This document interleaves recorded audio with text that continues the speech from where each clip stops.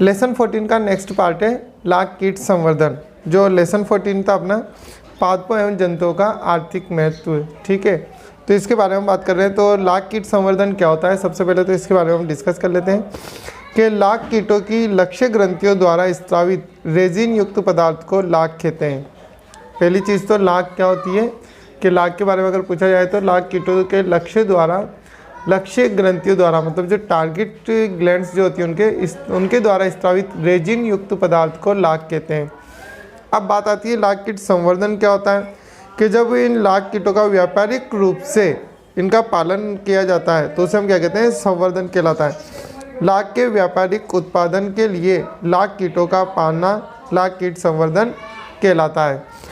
और विश्व में लाख उत्पादन का 80% कहाँ पर होता है, भारत में होता है। जो सबसे ज़्यादा लाख जो उत्पादन होता है उसका 80% भाग तो अपने भारत में ही होता है। लाख कीट का वैज्ञानिक नाम क्या होता है, लेसिफर लेका। वैज्ञानिक नाम अगर या रासायनिक नाम पूछा जाए तो इसका नाम क्या होता है, लेसिफर लेका। लाख उत्पादन की विधियाँ, तो लाख उत्पादन की विधियाँ क्या होती है, दो प्रकार की होती है। एक तो होती है परंपरागत विधि जो कि चलती आ रही है और एक जो अभी आधुनिक विधि यूज़ की जाती है। तो परंपरागत विधि में क्या होता है, इस विधि में लाख के पौधों को काटकर लाख इकट्ठी की जाती है जिससे फसलों को नुकसान होता है। और इसके बाद जो आधुनिक विधि यूज़ की गई है, आधुनिक विधि में क्या होता है, इस विधि में लाख एक साथ ना मिलाकर बारी बारी से निकाली जाती है। उनको एक साथ ना निकाल कर उनको क्या किया जाता है, बारी बारी से निकाला जाता है ताकि फसलों को ज़्यादा नुकसान न हो। अब नेक्स्ट टॉपिक है अपना मछली पालन। मछली पालन में से तो एक नॉर्मल आपने देखा होगा, सबसे ज़्यादा इसका उपयोग किस में करते हैं, हम भोजन के रूप में करते हैं। तो मछली पालन का इसका महत्व क्या होता है, मछली प्रोटीन युक्त उच्च पोषक एवं आसानी से पचने वाला भोज्य पदार्थ होता है, ठीक है।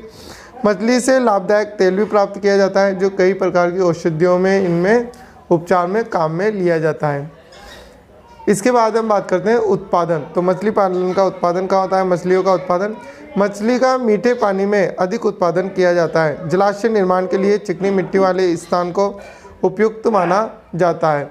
प्रमुख प्रजातियाँ, मछली की जो प्रमुख प्रजातियाँ कौन कौन सी है, अगर हम देशी प्रजातियों की बात करें तो उसमें रोहू, कतला, मृगल आदि। और विदेशी प्रजातियों की बात करें तो कॉमन और कार्प, ये क्या होती है, मछली की प्रमुख प्रजातियाँ होती है। भारत का मछली उत्पादन में 6ठा स्थान है। और इसके बाद हम बात करते हैं मछलियों का भोजन। तो मछलियों का भोजन क्या होता है विशेष तौर पे, तो प्राकृतिक भोजन तो क्या होता है, सूक्ष्म जीव सूक्ष्म जलीय पादप होते हैं। इसके अलावा कृत्रिम जो कि हमारे द्वारा इनको दिए जाते हैं, तो उसमें चावल की भूसी, गेहूँ की चापड़, अनाज के टुकड़े आदि, ये सब किस में आते हैं, कृत्रिम भोज्य पदार्थ में। अब हम बात करते हैं पशुपालन। कृषि विज्ञान की वह शाखा जिसमें पालतू जानवरों के भोजन, आवास एवं स्वास्थ्य आदि का अध्ययन किया जाता है उसे हम क्या कहते हैं, पशुपालन। पशुपालन की परिभाषा अगर पूछी जाए तो क्या कहेंगे हम कि कृषि विज्ञान की वह शाखा जिसमें पालतू जानवरों के भोजन, आवास एवं स्वास्थ्य कि जानवरों के भोजन, आवास एवं स्वास्थ्य आदि का अध्ययन किया जाता है तो उसे हम क्या कहते हैं, पशुपालन कहते हैं। भारत का दुग्ध उत्पादन में प्रथम स्थान है। अगर दुग्ध उत्पादन के रूप में देखा जाए तो भारत का प्रथम स्थान है दुग्ध उत्पादन। इसके अलावा चावल उत्पादन, इसमें क्या होता है, भारत का प्रथम स्थान है। भारत में विश्व की कुल संख्या की 55% भैंस व 15% गाय होती है। डेयरी उद्योग, दुग्ध उत्पादन के लिए भैंस महत्वपूर्ण है। अब प्रमुख नस्लें, ये पेपर में ज़रूर पूछा जाता है कि भैंस की या गाय की उन्नत नस्लों के नाम, तो इसमें ध्यान रखना फ्रेंड। भैंस की प्रमुख नस्लें जो है वो है जाफराबादी, मुर्रा और महसाना। गाय की प्रमुख नस्लें जो है सिंध, देवकी और हरियाणा। और बकरी की अगर बात की जाए तो प्रमुख नस्लें जो है वो सिरोही, बारबरी, कश्मीरी, पश्मीना और जमनापरी। फ्रेंड्स, ये प्रमुख नस्लें उसमें आती हैं जो कि अधिक दूध देने वाले जानवरों में इनको माना जाता है। नेक्स्ट है पशुओं के रोग, कि इनमें होने वाले रोग कौन कौन से, तो इसमें चेचक, तपेदिक, गलघोटू, खुरपका, मिल्टी, मुहिका, ये सभी इसके प्रमुख रोग में आते हैं। अब नेक्स्ट हम बात करते हैं कुक्कुट पालन, या इसको हम क्या कहते हैं, मुर्गी पालन के नाम से भी जानते हैं। ये भी क्वेश्चन पूछा जा चुका है कि मुर्गी पालन को दूसरे किस नाम से जाना जाता है, तो वहाँ पर हम बात करते हैं कुक्कुट पालन के नाम से जाना जाता है। अब हम बात करते हैं महत्व। तो इसका महत्व क्या है? अंडे मांस के लिए मुर्गी पालन किया जाता है। इसमें बड़ी मात्रा में प्रोटीन होता है, सबसे ज़्यादा अंडे ये मांस के लिए हम इसका उपयोग करते हैं।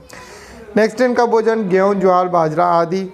विश्व में भारत का अंडा उत्पादन में 5वां स्थान है। इनमें रोग, ये पेपर में पूछा जाता है कि मुर्गियों में होने वाले रोग कौन से, तो वहाँ पर रानीखेत, चेचक, हैजा आदि। अब हम बात करते हैं नेक्स्ट है ऊन उद्योग। भेड़ की प्रमुख नस्लें, तो भेड़ की प्रमुख नस्लें क्या है इसमें? लोही, नली, मखाड़ी, पाटनवाड़ी, ये सभी क्या होती है? भेड़ की प्रमुख नस्लें होती है।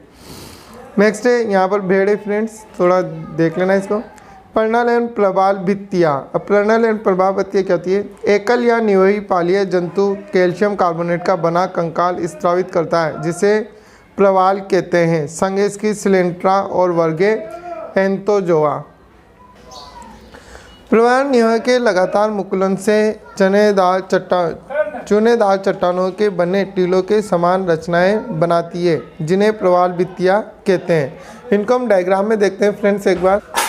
ये इस प्रकार की प्रवाल भित्तियाँ होती है फ्रेंड्स, जिनको आप चित्र के अकॉर्डिंग भी देख सकते हो, ठीक है, जो कि मुकुलन से चुनेदार चट्टानों के बने टीलों के समान रचनाएं बनाती है। ठीक, इन्हें हम क्या कहते हैं? प्रवाल भित्तियाँ कहते हैं।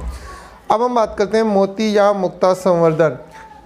तो इसका ये एक और मोस्ट इम्पोर्टेंट टॉपिक है। एक तो फ्रेंड्स ये अच्छे से ध्यान रखना, रेशम कीट पालन की विधि वगैरह, रेशम वाला टॉपिक इसमें मोस्ट इम्पोर्टेंट है। इसके अलावा दूसरा टॉपिक है मुक्ता संवर्धन, और इसके अलावा छोटे क्वेश्चन बनते हैं जो कि औषधीय पादपों के, इनके क्या पूछे जाते हैं? वैज्ञानिक नाम पूछे जाते हैं। तो इनको आप अच्छे से ध्यान दे लेना। एक तो औषधीय पादपों के वैज्ञानिक नाम, एक रेशम कीट, और एक तीसरा ये है मुक्ता संवर्धन। इन टॉपिकों को आप अच्छे से पढ़ लेना, ज़्यादातर इन्हीं में से क्वेश्चन बनता है। मोती या मुक्ता संवर्धन क्या होता है? कृत्रिम तकनीक से सीपियो को पालकर मोती प्राप्त करना मोती या मुक्ता संवर्धन कहलाता है। सीपिया क्या हो जाते हैं? जो समुद्र में जो चपटी चपटी कटोरी नुमा संरचना पाई जाती है, उनको क्या बोलते हैं हम? सीपिया। जैसे कि आप ये चित्र में देख सकते हो। इनका जो संग होता है वो कौन सा होता है? मोलस्क का होता है। और इसके अलावा ऑयस्टर जीव से प्राप्त लिंगा मोती सबसे उपयुक्त व महंगा होता है। ये पूछा जाता है सबसे उपयुक्त व महंगा मोती कौन सा है, तो वहाँ पर हमें ध्यान रखना है कि ऑयस्टर जीव से प्राप्त लिंगा मोती जो होता है वो सबसे उपयुक्त व सबसे महंगा होता है। यह तकनीक जापान में विकसित की गई है, और मोती प्राप्त करने की जो तकनीक है ये कहाँ पर विकसित की गई है? जापान में। अब जंतुओं के अन्य महत्व और उपयोग, तो सबसे पहले हम बात करते हैं रंग के। कुछ शल्क कीटे जिसे कैक्टस पर रहते हैं, इनके सूखे शरीर से टैनिन और कॉफिनॉल रंग प्राप्त किए जाते हैं, जिनका उपयोग सौंदर्य प्रसाधनों में किया जाता है। नेक्स्ट है अपमार्जक।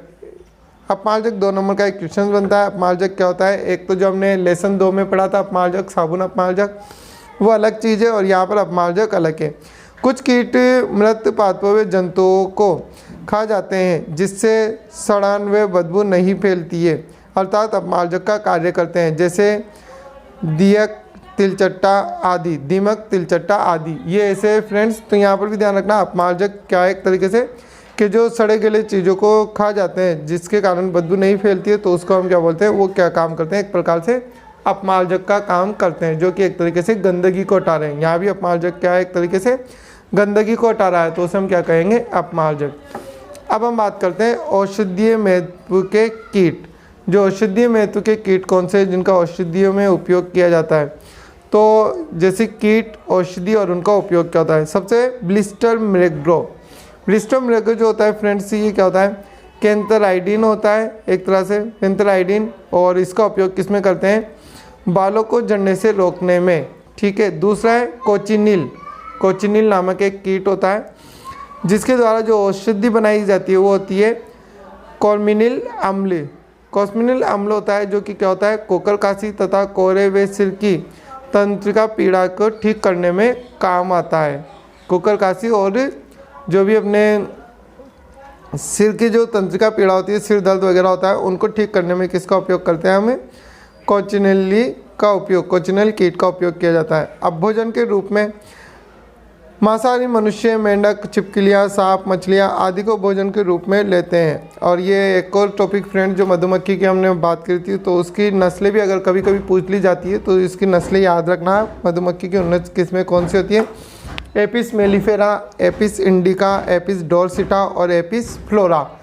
ये प्रमुख नस्लें होती है, जो किस्में होती है सॉरी मधुमक्खी की, जो कि पूछी जा सकती है कि मधुमक्खी की उन्नत किस्मों के नाम बताइए।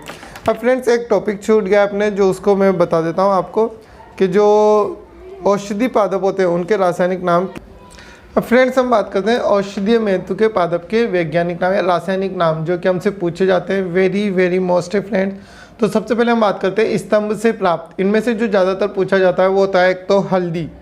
स्तंभ से प्राप्त जो है उसमें हल्दी, तो हल्दी का औषधीय महत्व के पादप रासायनिक नाम क्या है? कुरकुमा लौंगा। तो फ्रेंड्स यहाँ पर सिर्फ हमसे ये नहीं पूछा जाएगा कि स्तंभ से प्राप्त, मूल से प्राप्त या तने से प्राप्त, इस तरीके से नहीं, सिर्फ ये पूछा जाएगा औषधीय महत्व के किन्हीं दो पादपों के वैज्ञानिक नाम लिखिए, जो कि आपके पीछे बुक के पीछे भी प्रश्न दिए हुए हैं, आप चाहे तो वहाँ भी देख सकते हो। इन लेसनों के हो सके तो आप पीछे के प्रश्न जरूर अच्छे से याद कर लेना, उन्हीं में से ही ज़्यादातर क्वेश्चन बनते हैं। तो हल्दी का पूछा जाता है एक तो इसका अपना नाम क्या आएगा? कुरकुमा लौंगा। इसके अलावा आप और के भी देख सकते हो जिनके आप याद रखना चाहें। मैं सिर्फ उन्हीं की बात कर रहा हूँ जो ज़्यादा मोस्ट होते हैं। एक तो हल्दी का अपने मोस्ट इंपॉर्टेंट माना जाता है, जो कि ज़्यादातर पूछा जाता है। इसके अलावा दूसरा होता है सर्पगंधा, जो कि मूल से प्राप्त होता है। और सर्पगंधा का जो रासायनिक नाम होता है तो इसका होता है राउल्फिया सर्पेंटाइना, जो कि किसको बोलते हैं हम? सर्पगंधा। इसके बाद एक होता है अपने यहाँ पर अश्वगंधा। अश्वगंधा फ्रेंड्स ये भी मूल से प्राप्त किया जाता है और इसका भी रासायनिक नाम पूछा जाता है। तो इसका रासायनिक नाम होता है कि विथानिया और सोमनीफेरा। ठीक फ्रेंड्स, तो ये मोस्ट है। इसके अलावा एक होता है अपने कुनेन, जो कि छाल से प्राप्त किया जाता है, जो कि मलेरिया उपचार में भी इसका उपयोग करते हैं। तो कुनेन का रासायनिक नाम जो होता है वो होता है सिनकोना ऑफिसिनेलिस। और इसके अलावा एक है अपने ग्वालपाटा। तो ग्वालपाटा का तो लगभग सभी को पता है, तो एलोवेरा, इसका नाम क्या होता है? एलोवेरा होता है। एक तुलसी, तुलसी का भी आप याद रख सकते हो चाहे तो तुलसी का क्या होता है आपके? ओसिमम सेक्टम। तो फ्रेंड्स ये अपने कुछ मोस्ट इंपॉर्टेंट टॉपिक थे जो कि हमसे पूछे जाते हैं। तो औषधीय महत्व के वैज्ञानिक नाम वगैरह ये सभी पूछते हैं, तो आप इनको अच्छे से कर लें। और ये आपके लेसन 14 कंप्लीट है फ्रेंड्स। जितने भी जो मोस्ट चीज़ें जो पूछी जाती है लेसन 14 में वो सभी मैंने आपको बता दी है। वीडियो अच्छी लगी हो तो फ्रेंड्स प्लीज़ लाइक और शेयर ज़रूर करें। और जो भी इसके जो और लेसन है वो उनकी भी वीडियो साथ में बनाता चल रहा हूँ, और आप इसके नोट्स साथ में लिखते चलें और इनको याद भी करते चलें। और फ्रेंड्स इन लेसन से रिलेटेड जो मेरे द्वारा जो टेस्ट लिया जाएगा तो उसके पेपर की वीडियो भी मैं आपको सेंड करूँगा। तो आप अपनी तैयारी के अकॉर्डिंग उसके पेपर को सेल्फ देने की कोशिश करना और अपने आप को मार्क्स के अकॉर्डिंग अपने आप में इम्प्रूव करते चलें और लेसन को याद करते चलें। Thank you for watching.